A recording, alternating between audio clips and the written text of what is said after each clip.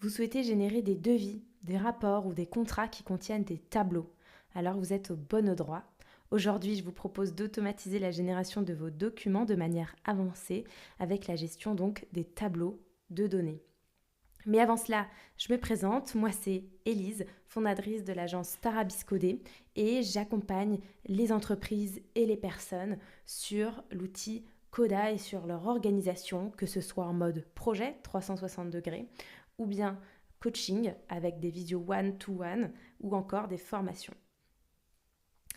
Alors, rentrons dans le vif du sujet. L'objectif aujourd'hui, c'est d'automatiser la génération de documents avec des tableaux. D'ailleurs, si vous n'avez pas vu la partie 1 sur la génération de devis de manière simplifiée et la génération de documents de manière simplifiée, allez le voir parce qu'on va prendre la suite de ce qui a déjà été dit dans cette vidéo-là. Donc, on prend la suite du template de devis que nous avons créé parce que l'objectif, c'est d'adapter ce template pour gérer les tableaux.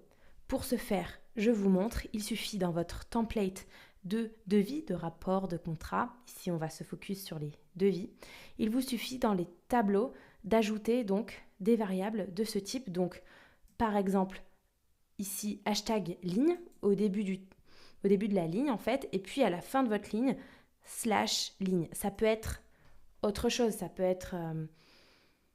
si vous avez plusieurs tableaux, vous changerez, vous ne mettrez pas ligne, vous mettrez hashtag détail, hashtag récap. Vous pouvez mettre ce que vous voulez à la place de ligne, du moment qu'au début et à la fin de votre ligne, ça s'appelle pareil. À gauche, au début, c'est un hashtag, à la fin, c'est un /. Et donc, je vous rappelle, les variables, n'hésitez pas du coup à le faire le plus simple possible, en minuscules, sans caractère spécial, sans espace, avec plutôt des underscores entre les lettres.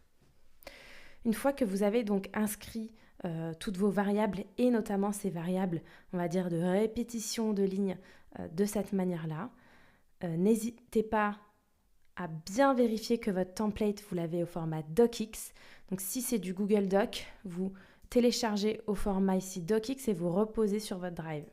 Il vous faut donc le template au format DocX. Il vous faut également l'ajouter donc dans votre compte DocMaker. Je vous remets le lien de DocMaker en description si vous n'avez pas de compte. Et ici, dans la section template, comme d'hab, add a new docx file in your Google Drive. Et là, vous pouvez mettre le nom et l'URL de votre template. Bien sûr, vous pouvez ajouter aussi un docx file ou un PDF file directement, mais c'est vrai que moi j'aime bien mettre un docx file stocké sur mon Google Drive, comme ça si je modifie le template, eh bien je n'ai aucune manip à faire.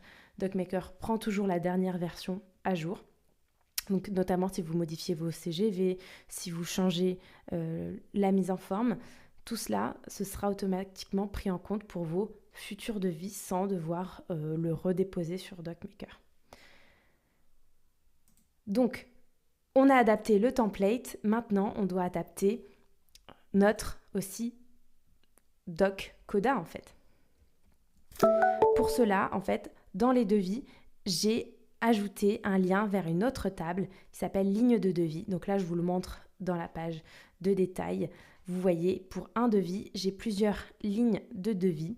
Par exemple, ici, pour cet audit, je vais faire un audit 360 et puis après, je vais faire un cadrage du projet. J'ai mis une quantité égale à 1 à chaque fois, un prix unitaire, et puis j'ai calculé le prix total avec quantité fois prix unitaire. On voit que c'est relié au devis. Et puis là, il faut ajouter une colonne qui s'appelle JSON, que j'ai appelée JSON DocMaker. Et là, cette colonne-là, en fait, j'utilise la formule Create Line Item JSON. Voilà. Et donc, ici, c'est comme un peu ce qu'on a vu la première fois, il faut mapper à chaque fois la variable qui est dans DocMaker et puis la variable qui est dans Coda pour toutes les variables au niveau de la ligne de devis. Là, j'en ai aussi profité pour formater mes prix unitaires pour, par exemple, qu'il y ait 2 chiffres après la virgule. Une fois que vous avez fait ça, vous pouvez adapter votre bouton ici en l'ouvrant, vous pouvez au niveau des options additionnelles ajouter donc la variable ligne ici qui va apparaître. Et en fait, sur la colonne de droite, on doit inscrire ligne de devis.JSON-docmaker pour qu'en fait, ici, au niveau de ma ligne, ça va ensuite utiliser toutes les variables qui sont stockées au niveau du tableau de ligne de devis et non pas au niveau du devis. Donc finalement, on ne va pas mapper toutes les variables de la ligne de devis ici. On va les mapper dans la table ligne de devis et ici, on aura juste à mapper ligne. Je ne sais pas si vous me suivez. Pareil, on peut supprimer donc notre colonne de détail utilisée dans la première vidéo. Désormais, le détail, elle est au niveau de la ligne de devis.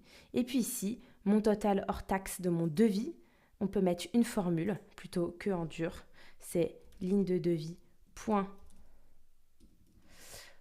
prix hors taxe point somme. J'enlève et je laisse total hors taxe parce que désormais, en fait, c'est rien d'autre que la somme de mes prix de ligne de devis. Je vous laisse regarder ça en détail. Je vous propose simplement de faire un petit test ensemble pour vérifier que ça fonctionne bien. Et puis normalement, ça devrait être bon. N'hésitez pas donc à faire des tests pour voir si ça fonctionne, pour adapter la configuration. Je vous mets le lien de toute façon du template, que ce soit le template de devis Google Doc ou encore le template Coda en commentaire. N'hésitez pas à les dupliquer, à les adapter à vos problématiques. On voit ici que le test a fonctionné. On voit nos 2 lignes de devis apparaître. On a bien notre total, 1700, c'est 700 plus 1000. C'est génial, tout fonctionne bien. Et là, je l'ai généré directement en PDF. Donc, c'est désormais à vous de jouer, de vous approprier ces templates, l'adapter à votre besoin. Rendez-vous en description pour récupérer les liens. Vous pouvez également vous inscrire gratuitement à DocMaker pour tester l'outil. Si ça vous intéresse d'ailleurs, en parlant de gratuit, je propose une formation gratuite en 5 jours sur tarabiscodé.com pour aller plus profondément dans tout ce qui est boutons, automatisation, pack. Si vous aimez mon travail aussi, n'hésitez pas à vous abonner, à aimer cette vidéo.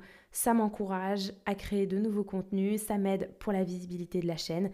Et puis je vous dis à bientôt les Tarabiscodeurs.